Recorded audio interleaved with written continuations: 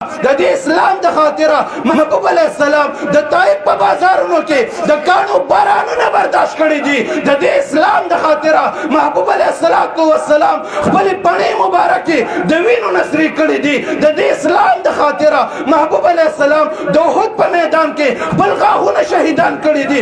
د دې اسلام د خاطره محبوب علیه السلام د کربلا په میدان کې خپل خاندان لوټاو کړی دی. د دې اسلام د خاطره دا 13 کالو علی اکبر قربان شوی دی. د دې اسلام د خاطره د 14 کالو حضرت قاسم قربان شوی دی.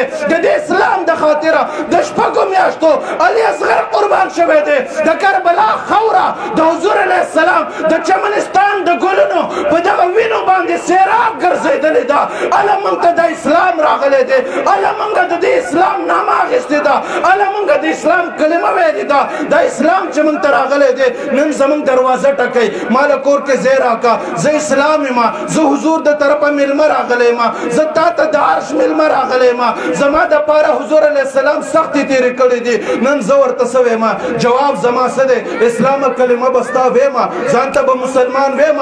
د اسلام کلمه به ضرور ویم. خو اسلامه ته چېرته بل خوا لاړ شه. زما په کور کې ستا ځای نشته. ما سره په کور کې د ټي وي ځای شته دی. ما سره په کور کې د ډش ځای شته دی. ما سره په کور کې د فحاشۍ ځای شته دی. ما سره په کور کې د ډمتوب ځای شته دی. ما سره په کور کې د کنجرتوب ځای شته دی. ما سره په کور کې د فحاشۍ ځای شته دی. د اوریانۍ ځای شته دی. اسلام ته بل خوا راشه. کلمه به ضرور ستا وایم. چې کله د قسم خبر راشي بیا به هم ستا نامه اخلم. خو نه ستا ځای زما سره نشته. نن دغه اسلام کور په کور در په در ګرځي. نن دغه اسلام پردیسي دی. د ده وطن نشته. د ده حکومت نشته. د ده اقتدار نشته. د ده کور نشته.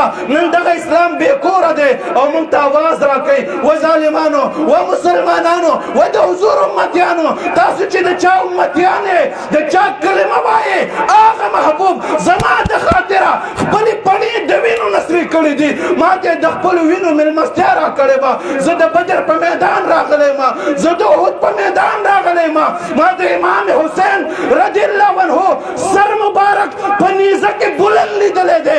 ما د حضور د خاندان بچي دا د کربلا په میدان کې ټوکړې ټوکړې لیدلې دي. الله زه تاسو ته راغلی یم. نن هغه اسلام موږ اجنبي پرېښودی دی. اسلام ته موږ شا کړې ده. هغه اسلام موږ دغه شان پرېښی دی. در په در هم پرېښی دی. زما عزتمندو د دې دور متعلق زما محبوب فرمایي فتوبه للغربا. چا چې په داسې دور کې چې اسلام هر چا پرېښودو اسلام ته مسلمان شا کړله په داسې دور کې چې چا اسلام له غاړه ورکړه چا د اسلام جنډه بلنده کړه